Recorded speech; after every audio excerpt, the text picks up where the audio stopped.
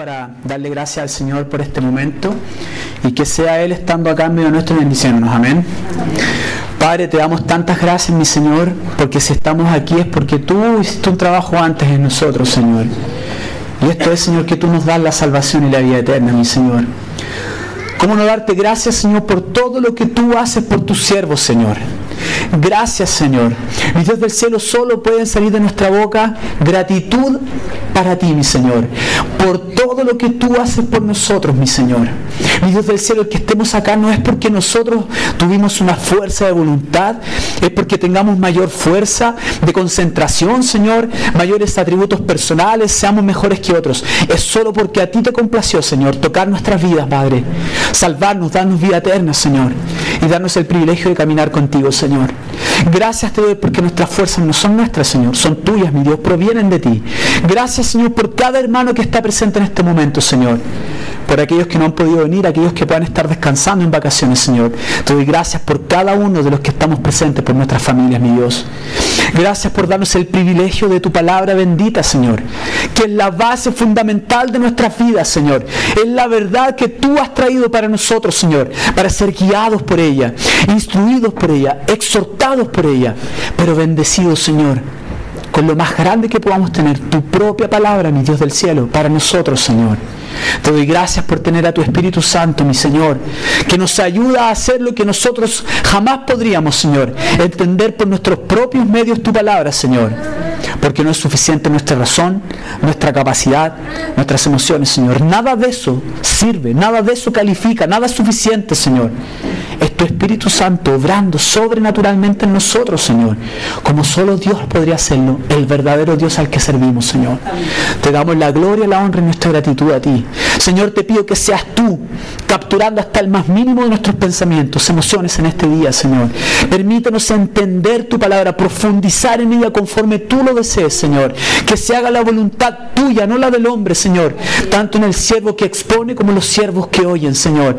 Que seamos humildes, Señor, para recibir y entregar tu palabra, pero deseosos de cumplirla, de vivirla, Señor, y entregarla, Señor, a otros también. Que seamos siervos activos, Señor, en la gracia que tú nos permites tener, que nos esforcemos en la gracia que tú nos permites vivir, Señor. Todo sea, Padre, para la gloria y honra de nuestro Dios, en el nombre de nuestro Señor y Salvador Jesús. Gracias, Señor. Amén, Señor. Amén. Hermanos queridos, que el Señor les bendiga.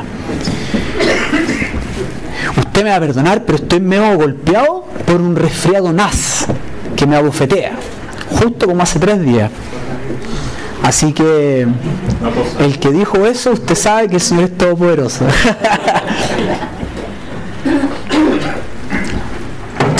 Bueno, ustedes se acuerdan lo que estuvimos compartiendo el domingo pasado, que predicó. ¿Quién predicó el domingo pasado? ¿Se acuerdan o no? Esta pregunta es demasiado sencilla.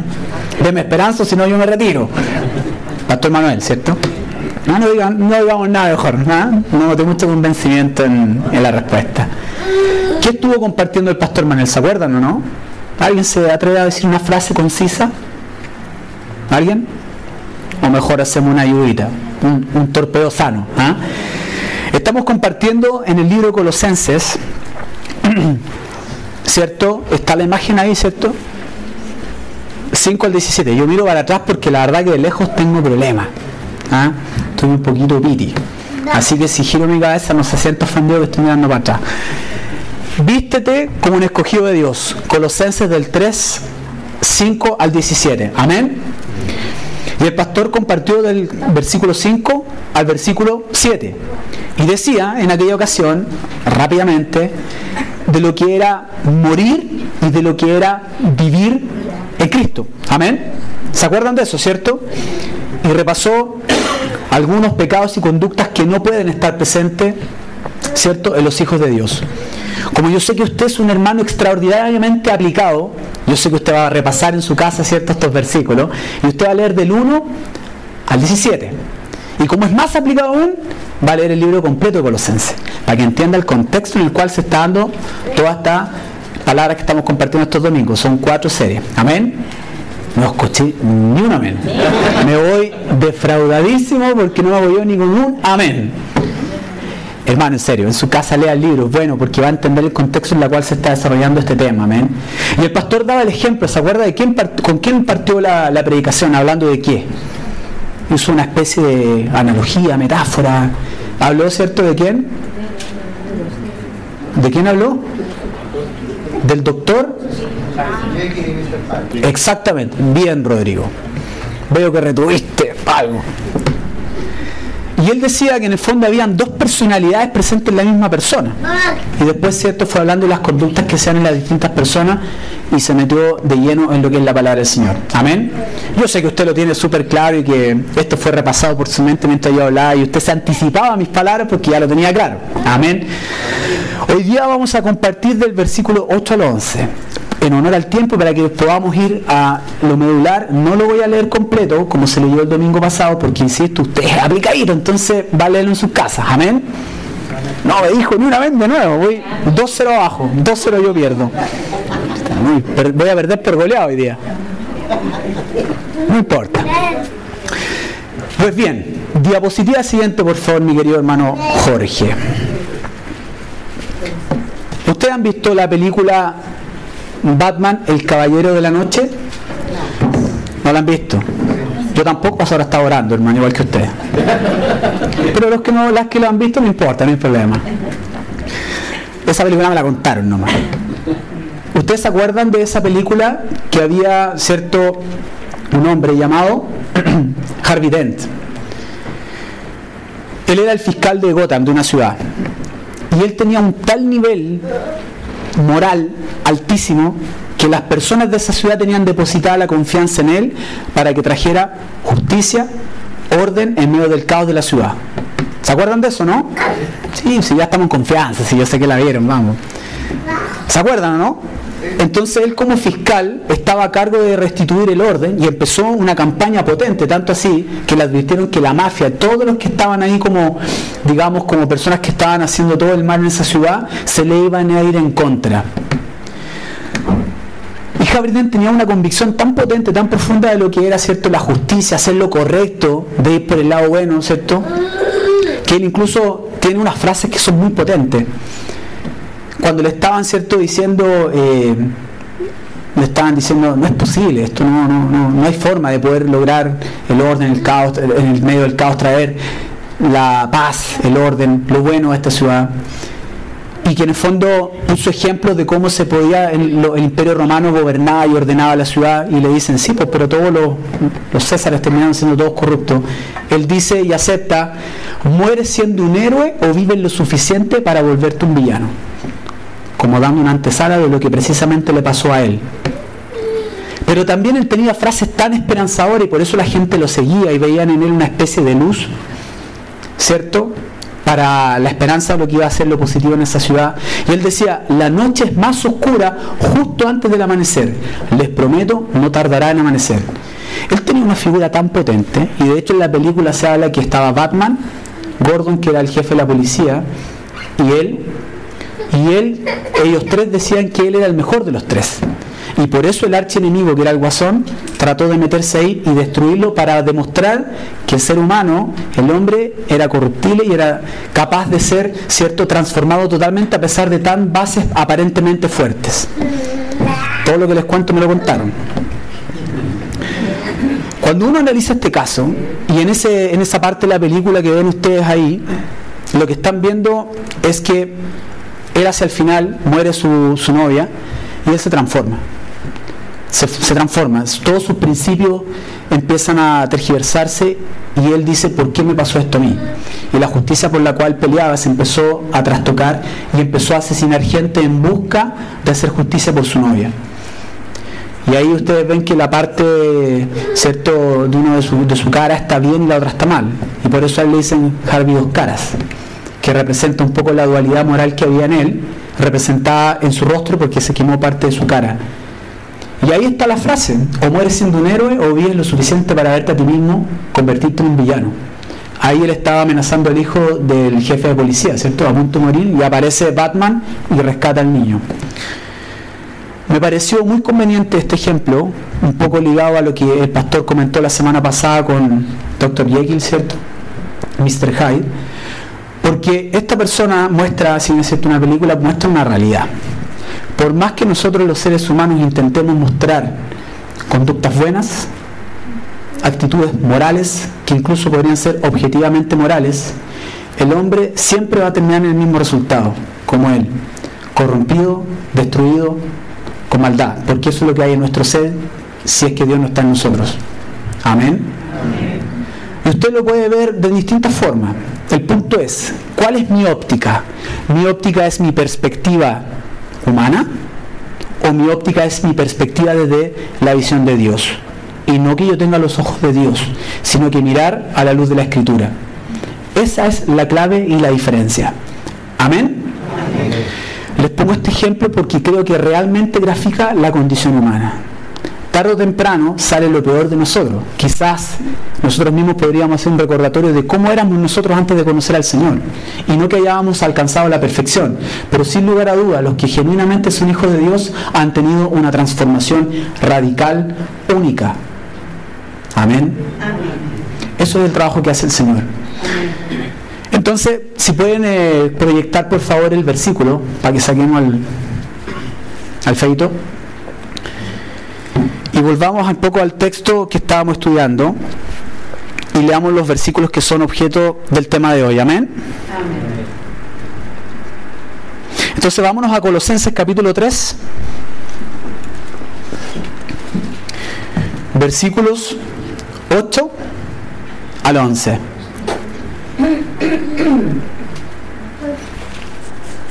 ¿Le pareció interesante esta analogía? Es muy similar a la del pastor, y de verdad que hay factores comunes con lo que es la realidad del hombre. Es muy cierto eso. ¿Lo tienen ahí? Entonces, Colosenses capítulo 3, versículos 8 al 11. Vamos a leer juntos. ¿Bueno? Pero ahora dejad también vosotros todas estas cosas: ira, enojo, malicia, blasfemias, palabras deshonestas de vuestra boca. No mintáis los unos a los otros, habiéndoos despojado del viejo hombre con sus hechos, y revestido del nuevo, el cual, conforme a la imagen del que lo creó, se va renovando hasta el conocimiento pleno, donde no hay griego ni judío, circuncisión ni incircuncisión, bárbaro ni escita, siervo ni libre, sino que Cristo es el todo y en todos. Amén. Cristo es el todo y en todos. Por eso me encantaron las adoraciones, porque de alguna manera generan la antesala de lo que vamos a ver hoy día. Amén.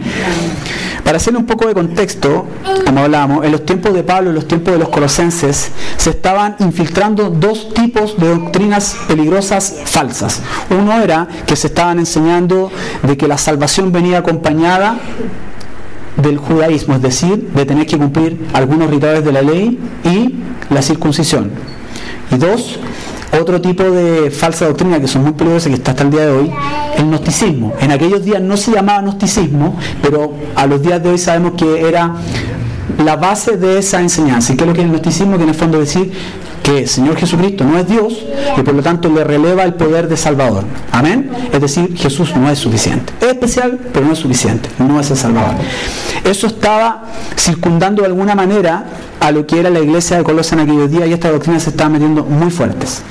Pablo, en medio de esto, manda esta carta, le escribe a los colosenses y establece, ¿cierto?, en los capítulos. Por eso yo le decía que ojalá en su casa pueda leer el libro completo, porque establece cierto orden y cierto bosquejo, si queremos decirlo de alguna manera, del libro. Tenemos por un lado que él tiene el saludo, ¿cierto?, trata algunos asuntos personales, después empieza fuerte en el capítulo 1 con la instrucción doctrinal, diciendo acerca de la deidad de Cristo, acerca del ministerio de Pablo, ¿cierto?, como un siervo de Jesucristo, acerca de las falsas doctrinas, que es lo que les acabo de comentar, y después exhortaciones prácticas, es decir, todo lo que ha enseñado él y todo lo que ha estado escribiendo en los capítulos previos, llevarlo a la práctica. Y nosotros estamos dentro de ese punto, las exhortaciones prácticas, llevar a la práctica lo que Dios hace en nosotros. En la medida que vayamos desarrollando el tema, nos vamos a ir dando cuenta de algunas verdades increíbles, que le llamamos verdades fundamentales para nosotros los hijos de Dios, que son la base de nuestra vida como siervos de Dios. Vamos a ver principalmente dos puntos el día de hoy. Uno, el Señor nos manda a dejar el viejo hombre, erradicando hasta las conductas y pecados más sigilosos de esta naturaleza humana. 2, debemos tener una vida conforme al nuevo hombre que Dios ha hecho en nosotros hasta que estemos con Él en su presencia. Amén. Tomó atención de los puntos, ¿cierto? En el fondo, dejar el viejo hombre, erradicando hasta los más mínimos pecados y conductas sigilosos. Y 2, vestirnos de acuerdo al nuevo hombre que Dios ha hecho en nosotros. ¿Hasta cuándo? Hasta que estemos con Él por siempre. Amén. Amén. Entonces, cuando partimos analizando este tema, ustedes se acuerdan que el pastor la semana pasada hablaba de ciertos pecados. Y a mí me gusta, esto lo comentamos en un día jueves de oración, cuando el pastor hablaba de los pecados, ¿cierto?, que no tenían que estar presentes en el hombre, hablaba de algunas cosas que son evidentes. Cuando hablaba de hacer morir las cosas, lo terrenal, decía, no está en vosotros fornicación, impureza, pasión desordenada, malos deseos y avaricia, que es idolatría. Cuando uno analiza esos pecados, uno dice, pero es como evidente, es casi insultante que tú me digas que eso no debe estar en un cristiano. Lo que vamos a leer ahora son parte de este listado, y quizás lo primero son pecados obvios, como obviamente que no debe estar presente, pero lo que vamos a leer a continuación, y que son conductas y pecados que no pueden estar presentes en los hijos de Dios, quizás son más sigilosos, son más profundos, son más difíciles de erradicar de nuestras vidas, porque cada uno de estos pecados, por objetivos, por obvios, por grandes que parezcan, o por más sigilosos, más difíciles de estar atentos a eso, se generan siempre en el interior, en lo más profundo de nuestro ser, en nuestro corazón. Y así como dice el texto, ¿cierto?, de la abundancia del corazón habla la boca, podemos decir de que todos los males se originan ahí y salen de nuestro interior. La pregunta es, para que lo tengan presente a lo largo de esta predicación, ¿cómo puedo yo entonces trabajar, atacar, vencer, erradicar, eliminar de mi vida hasta esos pecados más sutiles, esas conductas más sutiles que al Señor no le agrada y que el Señor me demanda, me exige imperativamente eliminar de mí? Es una pregunta que establece un estándar altísimo. Y le digo de inmediato, es imposible lograrlo a la perfección. Pero no por eso debemos nosotros entonces no seguirlo. ¿Está de acuerdo conmigo? Bueno, entonces, dentro del punto 1 dijimos, el Señor nos manda a dejar el viejo hombre, erradicando hasta las conductas y pecados más sigilosos. Tenemos, Pablo continúa enseñándoles en los versículos 8 y 9 lo que ya venía hablando en el 5 y 7 en cuanto a hacer morir lo terrenal, dándoles un detallado listado de pecados que no deben estar presentes en los cristianos. La pregunta es, si pudiésemos hacer una pregunta que de alguna manera graficara la magnitud del trabajo que tenemos que hacer, ¿cuánto? ¿Cuándo? Para poder dar respuesta a esto, entonces podríamos empezar a analizar el texto que dice el versículo 8, pero ahora dejad también vosotros todas estas cosas. Y uno ya parte increíblemente este versículo cuando dice pero.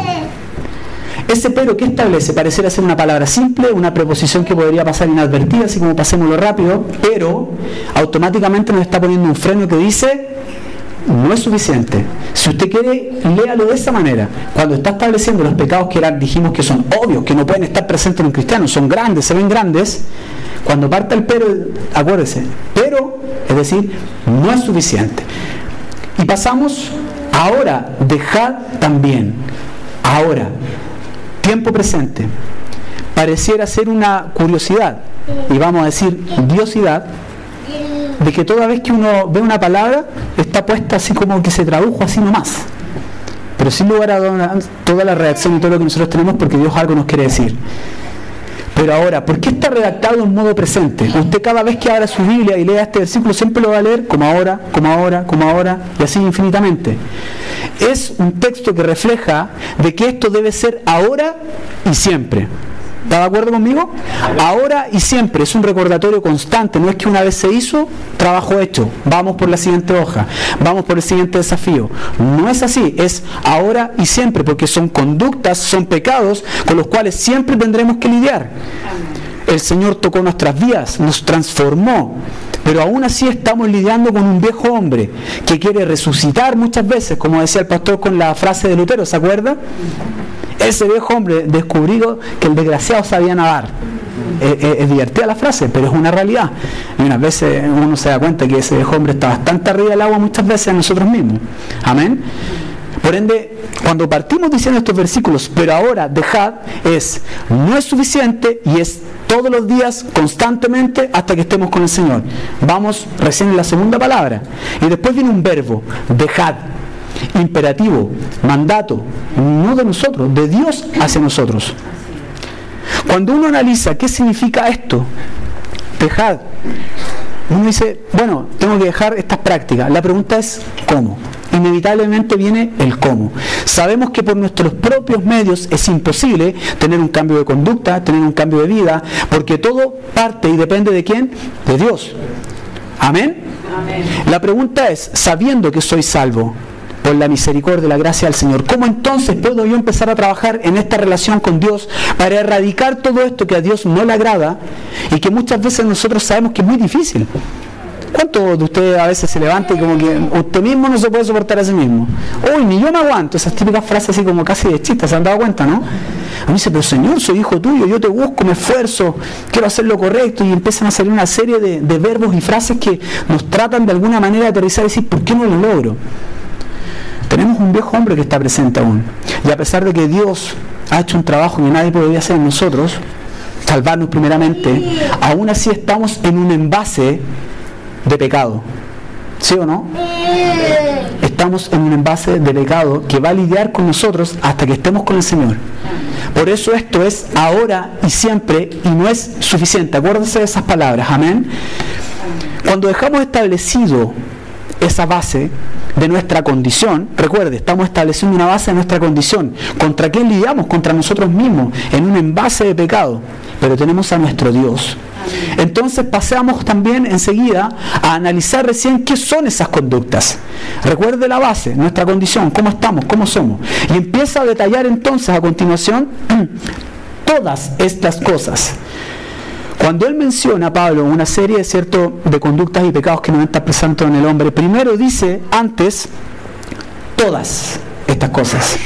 Como diría un abogado, no es taxativo ni excluyente. No es que usted como que haga la listita del supermercado y diga, uy, Señor, cumplí con todo. ¿Se acuerdan quién hizo algo similar cuando conversó con el Señor Jesucristo? El joven rico. ¿Se acuerdan o no? Y el Señor, lo compartíamos también en una oración, le dijo algunos mandamientos que seguramente, no está escrito, seguramente el joven rico pensaba que los vivía a la perfección. Pero el Señor le dijo, te falta lo más importante, deja todo, ven y sígueme. Le dio justo donde sabía que era la debilidad de aquel hombre. Lo digo, ¿por qué? Porque no es que nosotros hagamos una lista con estos puntos, que yo les digo y les aseguro que basta solo tomar uno, y ya va a ser difícil lidiar con ese uno. No basta con tomar un listado, porque es una vida completa entregada al Señor y dedicada al Señor, amén. Y que no puede estar en nosotros, y Él dice todos, o sea, no hay nada inmundo que pueda estar presente en nosotros, nada. Es un término absoluto. Solamente está enumerando algunas cosas para que nos hagamos la idea de aquellas que no deben estar presentes en nosotros como hijos de Dios. Amén. Primero dice ira. Yo estoy leyendo la versión Reina Valera por si acaso, porque en otras versiones aparecen otras palabras como furia, por ejemplo, enojo, cosas por el estilo. Ira. Cuando uno va a la definición original de la palabra, en una Biblia interlineal, por ejemplo, se va a encontrar con definiciones bien curiosas. Se las voy a leer para que entiendan la profundidad de lo que estamos hablando. Ira, rebotar, hincharse, y por lo tanto implica que no es un estallido repentino. En el caso de Dios, que sabemos que es una ira santa, como por ejemplo en el versículo 6, que dice por las cuales la ira de Dios viene sobre los hijos de desobediencia. En el caso de esa ira, es un sentimiento fijo, controlado y apasionado contra el pecado, una indignación establecida. Evidentemente la ira de Dios es nuestro parámetro. Pero acá Pablo está mencionando a continuación que en el versículo 6 está hablando de la ira de Dios, que evidentemente es santa, perfecta, versus una ira que no debe estar presente en nosotros. ¿Se dan cuenta? Y fíjense, lo curioso es que ocupa exactamente la misma palabra original para definir ambas iras. ¿Cuál es la diferencia? Que en el caso de nosotros, los pecadores, los imperfectos, procede de una disposición interna que se opone firmemente a alguien o algo basado en una exposición personal prolongada, es decir, solidificando lo que el espectador considera incorrecto. Lo voy a leer de nuevo y vamos a ir parafraseando un poco. Procede de una disposición interna. ¿Desde dónde? De nuestro interior, de lo más profundo de nuestro interior. Y se opone firmemente a alguien o algo, basado en una idea personal. Y se solidifica por yo pensar que estoy en lo correcto y el otro, o ese algo, en lo incorrecto. Entonces la definición de esta ira, si se dan cuenta, es un proceso que denota un movimiento interno y, como decía la palabra recién, que empieza a hincharse. Y si uno lo lleva a esa palabra esta definición es textual, es literal, si uno lo lleva como a la realidad nuestra, cuando el enojo empieza a crecer, ¿no siente usted como que es una especie de hinchazón? Si queremos usar la misma palabra, surge en nuestro interior. Esta ira es una ira que habla de un crecimiento y de que nosotros prolongamos ese enojo, extendemos esa ira sobre algo o alguien. Dígame usted si esto no es una realidad. Y fíjense que el enojo y la ira es un pecado que realmente es permanente y constante en nosotros. Es muy difícil erradicarlo en un 100%. Es muy difícil que uno no se enoje por esto. Por cosas que a lo mejor sí tienen una razón, sí tienen cierto casi justificación de que yo me moleste o me enoje por algo, pero el punto es que está hablando de que no pasa a ser un pecado. Después viene la definición, ¿cierto?, de enojo. ¿Cuál es la diferencia? Es curioso que aparezca ira y enojo. A diferencia de la definición anterior, para el texto en estudio significa pasión, calor enojado, enojo inmediatamente hirviendo y que pronto disminuye nuevamente. Por el contrario, el que decíamos anterior denota indignación que ha surgido gradualmente y que se ha ido asentando cada vez más. Ya sea que es una ira que ha ido creciendo, que se ha ido solidificando, palabras que usaban, que nos lleva a hincharnos, es decir, de tiempo, o aquellas que son automáticas, aquellas que se encienden y se apagan rápidamente. Ninguna debe estar presente en los hijos de Dios. ¿Por qué le doy la definición? Porque la definición nos permite entender la profundidad con la cual Dios debe trabajar en nuestras vidas. ¿Se da cuenta?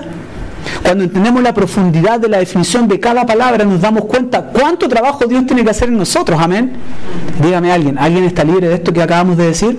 No. Hermano, es que uno incluso trata de bater récord hacia abajo. Señor, por favor, que no me enoje ni una vez hoy día, ni una. Y aún así, perdemos. Entonces es importante destacar la profundidad con la cual Dios opera en el hombre. Amén. Y vamos a ir acercándonos a este concepto de la profundidad del mal, de la profundidad del pecado, y que sin Dios terminan en un jardín vivente. Porque eso es el resultado del hombre sin Dios. Amén. Más gracias al Señor que Él está con nosotros. Amén. Y Él trabaja en nuestras vidas. ¿Qué dice el Señor respecto a la ira? El Señor Jesucristo, que es nuestro ejemplo, a quien debemos imitar, a quien debemos oír, de quien debemos entender, recibir las enseñanzas. En Mateo 5, 21, 26, yo les voy a leer un par de versículos solamente, ustedes lo leen en su casa. Dijo, pero yo os digo, versículo 22, que cualquiera que se enoje contra su hermano será culpable de juicio, y cualquiera que diga necio a su hermano será culpable ante el concilio, cualquiera que le diga fatuo quedará expuesto al infierno de fuego. ¿Le parece que el estándar que el Señor Jesucristo estableció es fácil? ¿Le parece que el estándar de cómo vivir el Señor Jesucristo que estableció es sencillo? En ese momento, en ese contexto que yo le acabo de leer, estaba hablando en el Sermón del Monte y estaba dando una serie de enseñanzas y le estaba diciendo a los judíos que la forma en que ellos vivían la ley no era la adecuada. Les mostró que el estándar de cómo debía vivirse la ley era muchísimo más alto, mucho más profundo, mucho más sigiloso. Y por eso me gusta ocupar esa palabra y hablamos de los pecados sigilosos, porque muchas veces uno se conforma quizás con las cosas que aparentemente parecieran ser las más grandes. No, Señor, ¿qué? Adulterio, no, ni ese nombre. Y uno se pone voces así como hasta media santa, ¿cierto? Pero el Señor, ¿qué dijo respecto al adulterio, por ejemplo? En ese mismo mensaje, que incluso con el pensamiento tú puedes adulterar. Lo que acabo de leer de la ira, ¿usted se había acordado de esta enseñanza? Cualquiera que se enoje contra su hermano será culpable de juicio. Y cualquiera que diga necio a su hermano será culpable ante el concilio. Y cualquiera que le diga fatuo quedará expuesto al infierno de fuego. Palabras del mismísimo Señor Jesucristo. Hermano querido, el estándar de Dios es altísimo, inalcanzable para nosotros, amén. Entonces, a medida que vayamos desarrollando este tema, ¿sabe lo que debe salir en nuestro interior? Gracias, Señor. Gracias, Señor, porque no tenía por dónde calificar ni siquiera en uno de los pecados y conductas que estamos contando en esta mañana. ¿Está de acuerdo conmigo? Amén. Gracias, Señor, porque no había nada bueno en mí.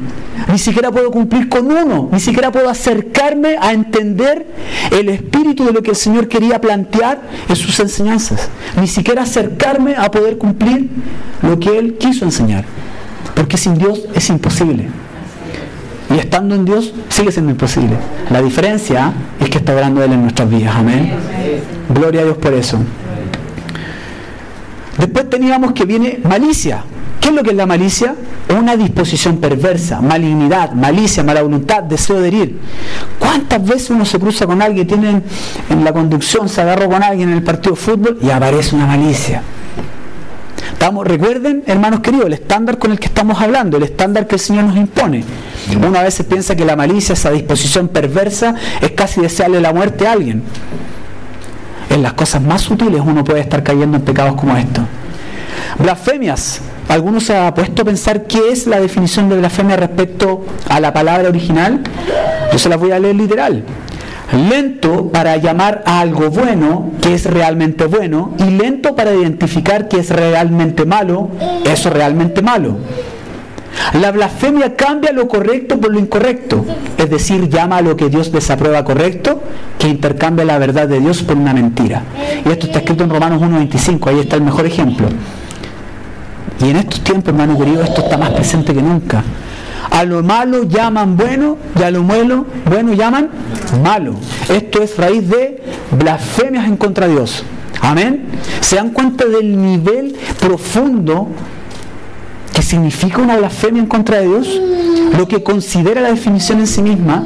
Ahora bien, en el texto en sí mismo, cuando habla de blasfemia, se refiere a una calumnia. Y en algunos textos ustedes, como la versión NII o la NTV, puede decir que signifique calumnia. Pero ¿por qué les leo la definición? Porque a lo mejor calumnia suena como que lo estamos bajando el perfil. No, una calumnia. Hermano querido, si usted recuerda la definición de lo que es la blasfemia y entiende que se está tratando como una calumnia, entonces usted se da cuenta que esa calumnia es algo muy profundo, es una definición muy potente de lo que Dios considera lo que es la blasfemia. Amén. Avancemos. Palabras deshonestas. Hablar mal, hablar bajo y obsceno, hablar vergonzosamente. La NBI lo traduce como lenguaje obsceno, la NTV como lenguaje sucio. ¿Cuántas veces, hermanos queridos, uno en personas que dicen ser hijos de Dios, nosotros no somos quien para decir si sí o si no, pero cuántas veces usted ha escuchado bromas en doble sentido, lenguaje sucio? A veces se nos desliza el garabato, ¿cierto? Piense, recuerde de nuevo, el estándar de Dios. ¿Cuál es el estándar de Dios? Acabamos de decirlo y pusimos ejemplos. ¿Qué dijo el Señor respecto a la ira? ¿Qué dijo el Señor respecto al adulterio? Hablándole en el Sermón del Monte a los judíos, que creían que estaban cumpliendo la ley. El Señor les dijo, así no se cumple la ley. No entendieron ni siquiera, como diría un abogado, el espíritu de la ley. El Señor les mostró cuál era el estándar real con el cual un hombre debía vivirlo y que era imposible, inalcanzable. Amén. Por eso es importante entender la profundidad del pecado, y por eso decía, estamos tomando pecados que aparentemente son sigilosos, que se deslizan fácil, rápido, que son difíciles de controlar. ¿Cuántos de ustedes quisieran que esos pensamientos no fueran tan veloces, cierto? Cuando uno viene un enojo, una ira, un mal pensamiento contra una persona, o un deseo indebido, que parecieran ser que se mueven a la velocidad de la luz, amén. Y cuando entendemos que esos pecados que son sigilosos y se deslizan con esa velocidad, y se camuflan muchas veces, y no, incluso a veces quizás hasta nos damos cuenta que hemos estado pecando sigilosamente, pero vemos la profundidad con la cual Dios trata estos pecados, la profundidad desde donde vienen, cómo se arraigan, el concepto profundo y grande que implica cada uno de estos pecados, nos damos cuenta cuánto trabajo debe hacer Dios en nuestras vidas, amén. Por nuestros propios medios es imposible, hermanos queridos. Mentiras, lo que viene a continuación. En el caso de las mentiras, evidentemente uno dice, no, pues sí, mentir, estamos claros que... Llevemos la pregunta un poco más difícil. ¿Cuántas veces hemos pecado por omisión? ¿Cuántas veces nos hemos contado la verdad tal como es para tratar de acomodarle un poco a mi necesidad, a mi conveniencia? Cuando uno establece esas dos formas de mirar la mentira, nos vamos a dar cuenta que el filtro es bastante más profundo que solo mentir deliberadamente. Amén. Y el pecado por omisión creo que es un pecado que es bastante recurrente. Es bastante recurrente, no es tan difícil, ¿cierto?, darse cuenta que uno se mira hacia atrás y analiza su propia vida y dice, chuta, Señor, no lo conté como debía haberlo contado. Omití ciertas palabras claves porque alteraban el contexto de lo que dije, por ejemplo. Amén. Fíjense que a continuación dice, palabras deshonestas de vuestra boca, no mintáis los unos a los otros. Cuando dice no mintáis los unos a los otros, lo establece en un versículo aparte. Y nuevamente es una curiosidad, que lo haya puesto aparte. ¿No será que Pablo quiso incluir este pecado distinto a la lista que estaba dando como un nuevo texto, un nuevo versículo, una nueva forma de plantearlo? Porque quiere enfatizar de que el tema de la mentira es algo recurrente, es algo importante a considerar, es algo que se da y que está muy presente en los hijos de Dios y no debería estar. Es algo para la reflexión, ¿cierto? Pues bien, estamos hablando, vamos a repasar punto 1, que Dios nos ordena a dejar ese viejo hombre, ¿cierto?, con los pecados y conductas más sigilosos. Amén. Amén.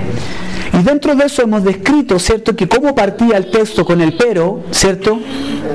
Ahora, que decíamos, no es suficiente, debe ser ahora ya, es un trabajo de ahora y siempre, y después empezamos a definir una serie, ¿cierto?, de pecados y conductas que no pueden estar presentes en nosotros como hijos de Dios. Pero a medida que desarrollamos el tema, hablamos también del estándar que Dios le impone a la exigencia. Y decíamos cómo el Señor Jesucristo en el Sermón del Monte enseñó cómo debía realmente vivirse al estándar de Él, cómo debía realmente entenderse la ley, y no equivocadamente, superficialmente, acomodaticiamente, como lo vivía en aquellos días el pueblo judío. ¿Estamos de acuerdo? Entonces, hagamos un alto en el camino. Cuando el Señor Jesucristo estaba hablando en el Sermón del Monte respecto a lo que hablábamos respecto a la ley, el Señor dijo las siguientes cosas: no he venido para abrogar, sino para cumplir. Hasta que pasen el cielo y la tierra, ni una jota ni una tilde pasará de la ley, hasta que todo se haya cumplido. Y respecto a los mandamientos dijo que cualquiera que los haga y los enseñes, este será llamado grande en el reino de los cielos. Pero advirtió: si vuestra justicia no fuere mayor que la de los escribas y fariseos, no entraréis en el reino de los cielos. Y dijimos y pusimos ejemplos de cómo el Señor puso el caso del adulterio, el caso del divorcio, el caso de los juramentos, el caso del amor a los enemigos y la ira, para ejemplificar realmente cómo debía vivirse esa ley y el estándar que Dios había impuesto. Usted lo puede leer en Mateo capítulo 5. Dicho esto, y este alto en el camino, hagámonos algunas preguntas respecto a lo que llevamos recorrido como mensaje. ¿Alguien podría cumplir la ley de Dios? ¿Alguien podría cumplirlo como un todo? ¿O cumplir tan solo uno de ellos? ¿Alguien podría acercarse a siquiera entender el espíritu que Dios le puso a la ley? ¿Cómo enseñar y hacer una ley vigente que no podemos cumplir? ¿Alguien podría cumplir, lograr la justicia que permite el ingreso al reino de los cielos? En el caso de la ira y del enojo, ¿cómo controlo esos impulsos que a veces traducimos como emociones? ¿Cómo evitar que nazcan, que crezcan y se asienten, se solidifiquen en nuestras vidas? En el caso de la malicia, ¿cómo evitar esa disposición perversa del ser humano? Si estoy en un cuerpo, en un envase de pecado, lidiamos con ese viejo hombre día a día. Y como dijo Lutero, tal vez a veces hay que tratar de hundir ese viejo hombre porque el desgraciado sabía nadar, ¿cierto? Recordemos que por eso Pablo se refiere a esto de hacer morir y dejar, y en tiempo presente, no algo consumado, es algo de todos los días, ahora y siempre. En el caso de las blasfemias, si su significado nos enseña que es llamar a lo que Dios desaprueba como correcto, como en Romanos 1:25, ¿cómo podemos saber cuál es la verdad de Dios y entender el estándar de lo que es lo correcto, pero desde la perspectiva de Dios y no la mía, como pecador, como imperfecto? ¿Son preguntas fáciles o difíciles? O sea, yo creo que basta que tomemos una de estas como ejemplo y ya tenemos un trabajo para toda nuestra vida terrenal. Amén. Y lo más increíble de todo, cuando el Señor termina esas enseñanzas del Sermón del Monte, en ese párrafo del capítulo 5, dice en Mateo 5:48, sed pues vosotros perfectos, como vuestro Padre que está en los cielos es perfecto. ¿Les parece fácil? O sea, más encima que el Señor me enseña cómo debía haber vivido el estándar que Él siempre le impuso a la ley y que la gente no lo estaba viviendo, ni siquiera los más doctos, ni siquiera entendían el espíritu de la ley que Él le impuso a la ley. ¿Cómo entonces puedo yo, Señor, ser perfecto? Y como vuestro Padre que está en los cielos es perfecto. ¿Se habrá equivocado el Señor? ¿Qué quiere decir el Señor con esto? Entonces, dentro del punto que veníamos viendo, la descripción de aquellas cosas que Dios no desea en sus hijos porque son parte del viejo hombre, y vimos el estándar que Dios le impone a esto, tenemos que Pablo nos enseña que hay que despojarse del viejo hombre y sus hechos. Por lo tanto, a continuación vamos a establecer verdades fundamentales que están implícitas en estos textos que estamos leyendo. ¿Amén? Esto es súper importante, hermanos queridos, y es lo medular. ¿Por qué? Porque Pablo parte sus enseñanzas sobre la base de que estas verdades fundamentales que vamos a definir están en nosotros como hijos de Dios.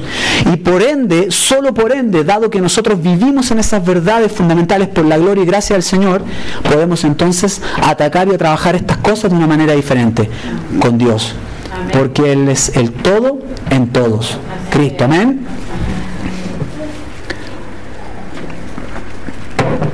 Verdad fundamental número 1. Y acá voy a empezar a hacer verdades fundamentales asociándolos a la escuela dominical que tuvimos los últimos meses, amén, respecto al tema de la salvación, para que haya una coordinación y una coherencia con lo que estamos, ¿cierto?, impartiendo. Verdad fundamental número 1, corrupción radical, depravación total. ¿Se acuerdan de esos conceptos? Algunos le llaman depravación total, corrupción total, corrupción radical.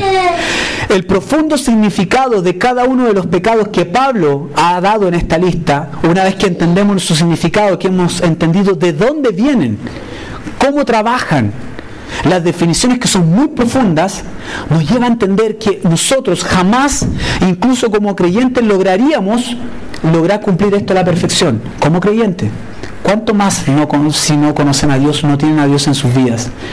Por lo tanto, nosotros estando fuera de Dios, estábamos en una depravación absoluta, total, radical, un cuerpo, una vida corrupta, lejos de Dios, sin oportunidades, sin destino junto a Dios, muertos en vida y destinados a una muerte eterna. ¿Cuántos dicen amén a eso? Eso es una realidad, no la podemos desconocer, está escrito así, amén. Depravación total, corrupción radical, está implícito en las enseñanzas de Pablo, amén. No mintáis los unos a los otros, habiéndoos despojados del viejo hombre con sus hechos. El viejo hombre, sus hechos, es precisamente esa depravación total, corrupción total de la que estamos hablando. Para tan solo intentar comprender el estándar de Dios y cómo Dios nos demanda a nosotros los hijos que saquemos, erradiquemos, eliminemos de nuestras vidas esas conductas, esos pecados que a Dios no le agradan, es preciso entender cómo es Dios. ¿Cuántos conocen a Dios? Vamos a hacer algunos recordatorios. ¿Se acuerdan de la visión que tuvo Isaías y la visión que tuvo Juan cuando vieron al trono? Isaías 6.3 dice: Santo, santo, santo, Jehová de los ejércitos, toda la tierra está llena de su gloria. Cuando vio esta visión, Isaías dijo: ay de mí que soy muerto, porque siendo hombre inmundo de labios y habitando en medio de pueblo que tiene labios inmundos, han visto mis ojos al Rey, Jehová de los ejércitos. Isaías 6.5 lo está diciendo aquel que fue elegido para tener esta visión. ¿Notan eso, no? Aquel que fue elegido para tener esta visión se definió a sí mismo como de labios inmundos y es muerto por la visión que estaba teniendo. Y voló hacia mí uno de los serafines teniendo en su mano un carbón encendido, tomado del altar con sus tenazas, y tocando sobre él mi boca, dijo: he aquí que esto tocó tus labios, y es quitada tu culpa y limpio tu pecado. ¿No es lo que Dios hace con nosotros, hermanos queridos? Amén. Bendito sea el Señor, porque estos labios inmundos, nuestros cuerpos de pecado, han sido quitados por la gracia del Señor. Pero aún así estamos en un envase por el cual tenemos que lidiar. Amén. Y vestirnos a diario con el nuevo hombre. Cuando entendemos esto, vemos la visión extraordinaria que tuvieron Isaías. Usted puede leer la de Juan en Apocalipsis 4, Apocalipsis 1. Y entendemos cuál es, ¿cierto?, la excelencia, la santidad de Dios, solo por lo que leemos, porque ni siquiera nuestra mente es capaz de imaginar realmente lo que estamos leyendo y lo que realmente ellos vieron. Esto es simplemente una cercanía de lo que realmente Él es. ¿Cuántos lo creen así? Nuestras mentes son limitadas, nuestra capacidad es limitada, ni siquiera sabemos realmente cómo es Dios. Él es extraordinario. Bendito sea que nos permita entender por medio de su palabra y acercarnos un poco a saber realmente cómo es Él. Pero sí podemos entender claramente las exigencias, las conductas que debemos tener como hijo de Dios. Eso es indiscutible. ¿Cuántos dicen amén? Entonces, solo entonces, entendiendo esta base, esta verdad fundamental, que estamos corrompidos totalmente, en una depravación total, y por otro lado tenemos a un Dios santo, santo, santo, con una visión extraordinaria que tuvieron Isaías y Juan, entonces recién puedo entender cuán grande obra ha hecho Dios en mí. Y pasamos a la segunda verdad fundamental y al segundo punto que dijimos: debemos tener una vida conforme al hombre de Dios, al hombre que Dios ha hecho en nosotros. Amén. ¿Hasta cuándo? Hasta que estemos con Él en su presencia. Pasamos al punto 2. Y eso nos lleva también a la verdad fundamental número 2, como dijimos. Si estamos en una corrupción total, radical, absoluta, y vamos a ocupar hartos sinónimos para que quede bien claro, ¿cómo es posible que Pablo enseñe que debemos revestirnos del nuevo hombre? ¿Se ha hecho esa pregunta? Oye, Pablo, pero córtala, po. Casi que no se pone desafiante. Por un lado, corrupción, destrucción, pecado, inmundicia, Harvey Dent.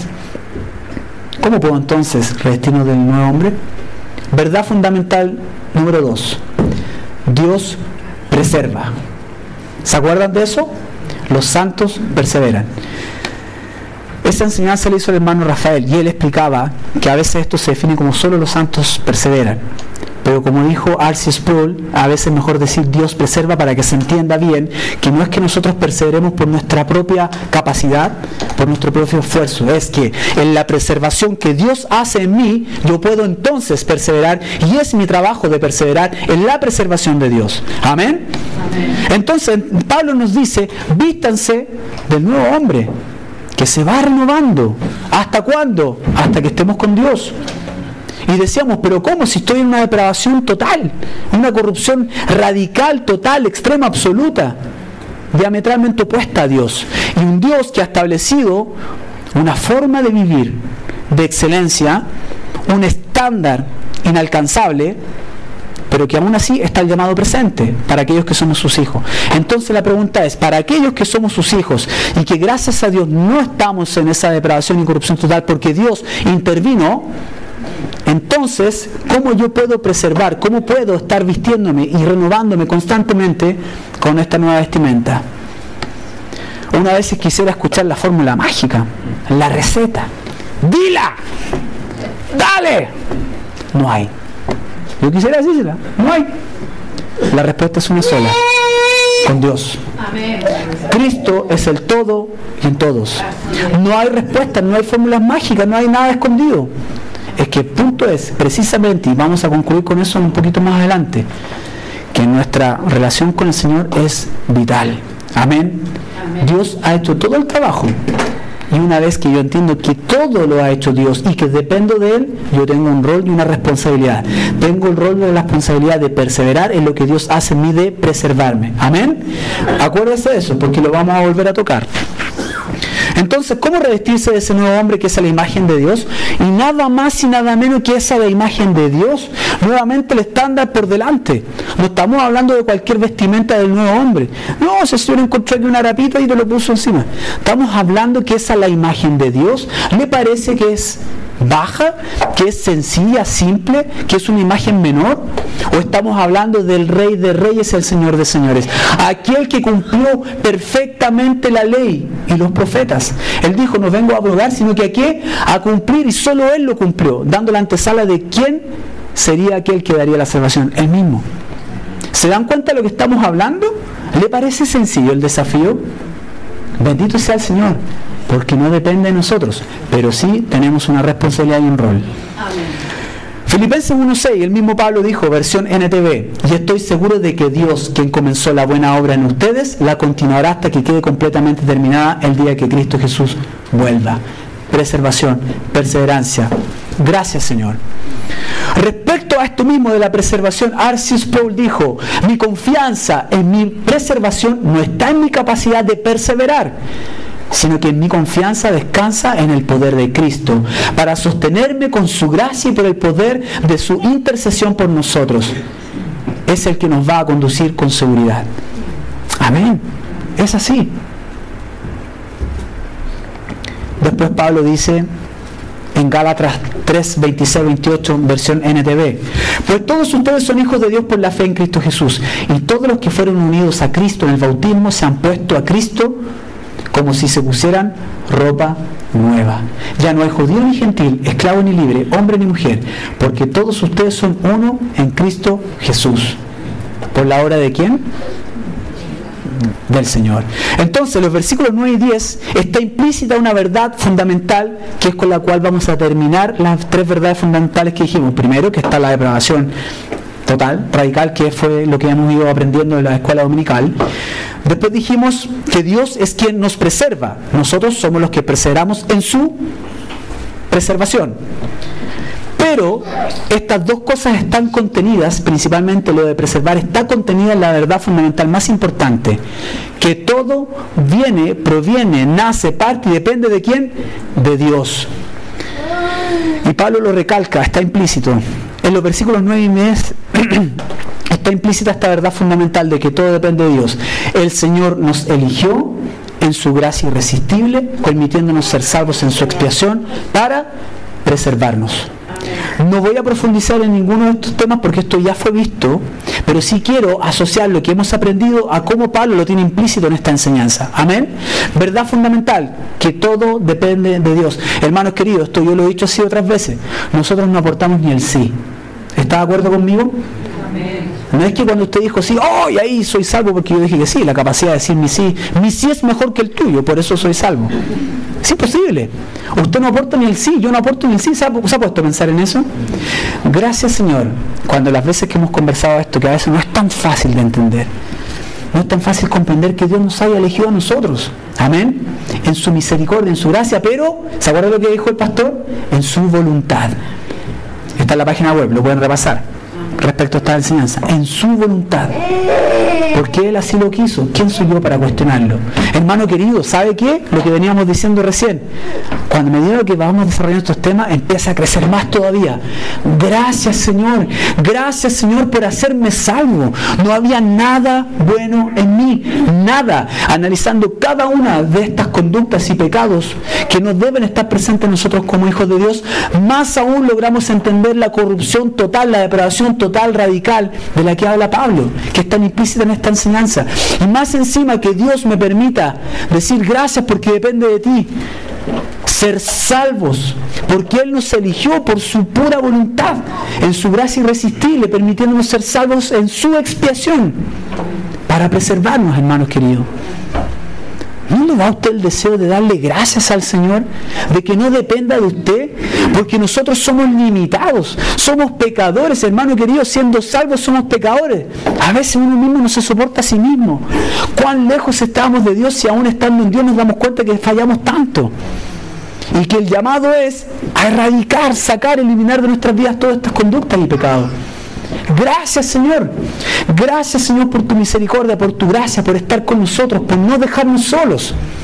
Porque sin el Señor es imposible lograr trabajar y atacar cada una de estas conductas y pecados que hemos mencionado.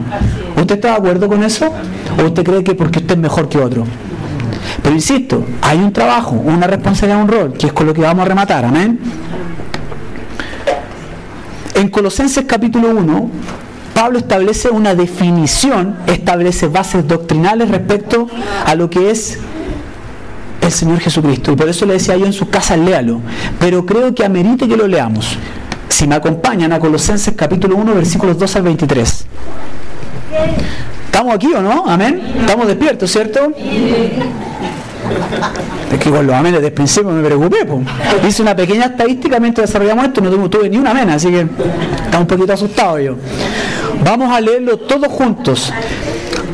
La desventaja de leer juntos es que una vez se sigue la retórica, pero no toma atención a lo que lee. ¿Qué les parece si lo leemos juntos, pero le ponemos atención a lo que estamos leyendo? Amén. Amén. Entonces, Colosenses capítulo 1, versículos 12 al 23. Es un poquito extenso, pero bueno. Amén. 1, 2, 3. Con gozo, dando gracias al Padre que nos hizo aptos para participar de la herencia de los santos en luz, el cual nos ha librado de la potestad de las tinieblas y trasladado al reino de su Hijo amado, en quien tenemos redención por su sangre, el perdón de pecados, reconciliación por medio de la muerte de Cristo. Él es la imagen del Dios invisible, el primogénito de toda creación, porque en Él fueron creadas todas las cosas, las que hay en los cielos y las que hay en la tierra, visibles e invisibles, sean tronos, sean dominios, sean principados, sean potestades. Todo fue creado por medio de Él y para Él. Y Él es antes de todas las cosas, y todas las cosas en Él subsisten. Y Él es la cabeza del cuerpo, que es la iglesia, el que es el principio, el primogénito de entre los muertos, para que en todo tenga la preeminencia, por cuanto agradó al Padre que en Él habitase toda plenitud, y por medio de Él reconciliar consigo todas las cosas, así las que están en la tierra como las que están en los cielos, haciendo la paz mediante la sangre de su cruz. Y a vosotros también, que erais en otro tiempo extraños y enemigos en vuestra mente, haciendo malas obras, ahora os ha reconciliado en su cuerpo de carne por medio de la muerte, para presentaros santos y sin mancha e irreprensibles delante de Él. Si en verdad permanecéis fundados y firmes en la fe, y sin moveros de la esperanza del Evangelio que habéis oído, el cual se predica en toda la creación que está debajo del cielo, del cual ya Pablo fui hecho ministro. Amén. Amén. Amén. Gracias, Señor. Hermanos, que yo encuentro extraordinaria la descripción que hace Pablo de nuestro Señor y Salvador. Amén. Léalo en su casa. Vea la descripción increíble, profunda de aquel que dio su vida por nosotros. Hermano querido, perdóname si soy un poco extremo a veces en decir las cosas, pero me gusta que se entienda bien. Nuestros pasos nos llevaban a la muerte eterna, al infierno. ¿Usted se ha puesto a pensar en eso? Nuestros pasos, nuestro destino era el infierno. Mas Dios en su gracia y misericordia nos escogió. ¿Por qué? Por su voluntad. Gracias, Señor. Yo no tenía nada que aportar, ni el sí. Ni siquiera el sí es mi aporte. Bendito sea el Señor. Bendito sea el Señor porque nos da la salvación y la vida eterna. Bendito sea el Señor porque Él preserva nuestras vidas. Amén. Y en esto de preservar, Él me permite perseverar. Porque Él está con nosotros. De Él depende todo. Pero tengo un trabajo, tengo un rol. La última parte dice: si en verdad permanecéis fundados. Si en verdad permanecéis fundados y firmes en la fe. Fíjense respecto a esto de permanecer. Juan capítulo 15, versículos 4 y 5. Hermano Jorge, ¿me puedes proyectar la siguiente diapo, por favor? Dice: el Señor dice a sus discípulos: permaneced en mí y yo en vosotros. Como el pámpano no puede llevar fruto por sí mismo si no permanece en la vid, así tampoco vosotros si no permanecéis en mí. Yo soy la vid, vosotros los pámpanos. El que permanece en mí y yo en él, este lleva mucho fruto, porque separados de mí nada podéis hacer. Qué verdad más grande, hermano. Yo no concibo la vida sin Dios. Y no porque yo sea extraordinario. ¡Uy, qué bonita declaración! No es mía, Dios la puso en mí. Dios puso eso en mí, en usted, si somos hijos del Señor. Sin mí nada podéis hacer. Separados de mí nada podéis hacer. Hermano, ¿cuál es nuestro trabajo entonces? Entendiendo que preservamos, Dios preserva nuestras vidas, entendiendo que todo depende del Señor, dependiendo que hay un estándar que cumplir, tan profundo como cada definición de lo que no debe estar en mí. ¿Qué debo hacer yo entonces para poder, como hijo de Dios, entendiendo que todo depende de Dios, qué debo hacer yo? Permanecer en el Señor. Y eso de permanecer en el Señor necesariamente tiene que traer evidencias en nuestras vidas. La evidencia de que Dios salvó nuestras vidas. Esos son los frutos de los que habla David. Y no que busquemos los frutos. Es imposible. Esto no es una actuación. Esto no es fingido. Es una obra de Dios en el hombre. ¿Cuántos dicen amén? Amén. Por lo tanto, debo permanecer en el Señor. John Piper, siguiente diapo, gracias Jorge, ¿se lee bien o no más o menos? Bueno, yo se las voy a leer para que no haya excusa. Respecto a esto mismo, John Piper dijo: esto significa que nosotros le damos la bienvenida a Jesús en nuestras vidas y hacemos un lugar para Él en nosotros, no como un huésped silencioso sin opiniones ni mandamientos, sino como un huésped autoritativo, cuyas opiniones nos importan más que cualquier otra y cuyos mandamientos son nuestras leyes de vida. Amén. Amén. Al respecto, Sugel Michelin, un conocido predicador, dijo: de la manera más llana posible podemos decir que la comunión con Dios en su aspecto práctico y experimental consiste básicamente en 5 cosas. 1. Conocerle cada vez mejor a través de su palabra. 2. Compartir con Él los mismos intereses, con Dios. 3. Vivir conscientemente en su presencia en deleitosa dependencia y obediencia. 4. Conversar con Él. 5. Tener comunión con su pueblo. Amén. En las próximas predicaciones nos vamos a acercar a, primero, las evidencias que Dios hace en la vida de los creyentes. ¿Qué es esto del nuevo hombre? Próximo domingo.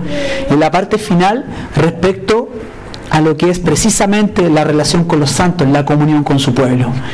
Finalmente quiero leerle una conclusión que escribí de este tema que hemos estado compartiendo, porque para mí es impactante ver cómo el Señor realmente nos llama a servirle, pero más impactante aún es la gratitud que debemos tener hacia el Señor, hermanos queridos. Entre más leo la exigencia, cómo debo honrar a mi Señor, amén, que debo hacerlo, pero en Él, y por Él, y para Él, como decía el cántico, más me doy cuenta, Señor, es que es impresionante. Yo no podía darte nada, aportar nada.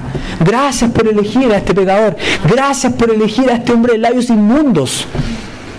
Hermano, éramos basura viviente. Son palabras reales destinadas al fuego eterno. Mas Dios nos rescató por su gracia, por su misericordia. Porque Él así lo quiso, hermano. ¿Cuántos le dan valor a eso?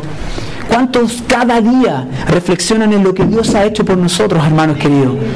Cuando enfrentamos las dificultades, cuando se oponen, ¿cierto?, esas olas que parecían ser gigantes, cuando pareciera que hay un Goliat bravucón, el Señor está con nosotros, amén. Gracias, Señor, por eso. Les voy a leer la conclusión. En el tiempo de Pablo, en la iglesia de Colosa estaban creciendo peligrosas doctrinas falsas, las cuales tergiversaban lo que el Señor Jesús había establecido.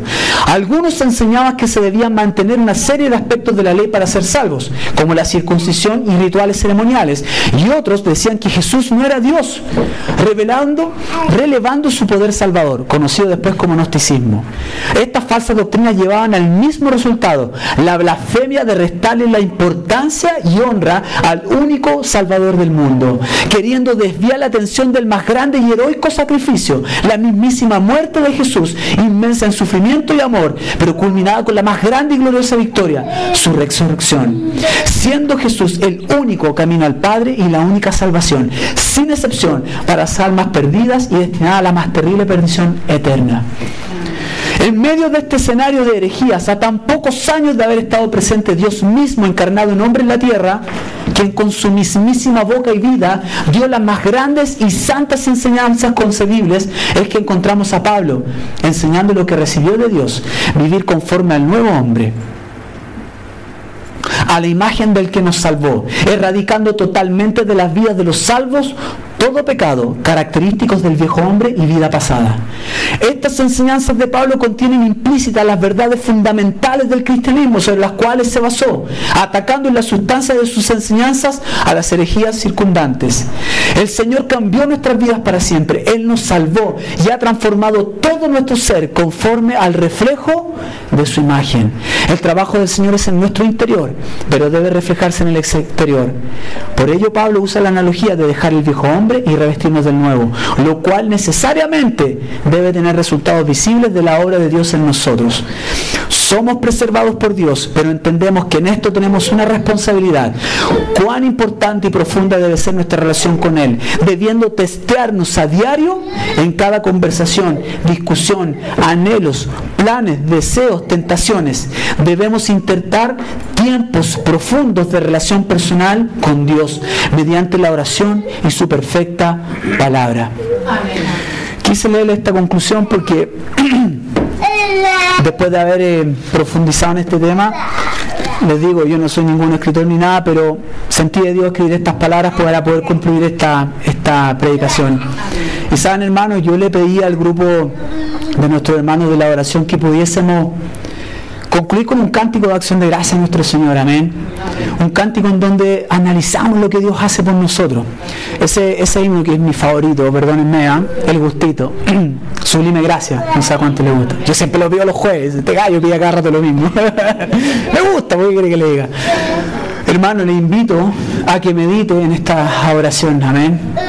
No sé si usted se impacta cuando lee la palabra del Señor y analizamos, pero para mí es impactante ver cuánto mal podía haber en mí y sigo lidiando con un pecado que yo no quiero que haya en mí y que me es tan difícil erradicar en mí, y que el Señor en su misericordia, en su gracia, tenga paciencia con este pecador, pero que Él haya hecho el trabajo más grande de salvarnos y rescatarnos por su misericordia y su gracia, elegidos porque solo Él lo quiso, en la expresión de nuestro Señor, para preservarnos.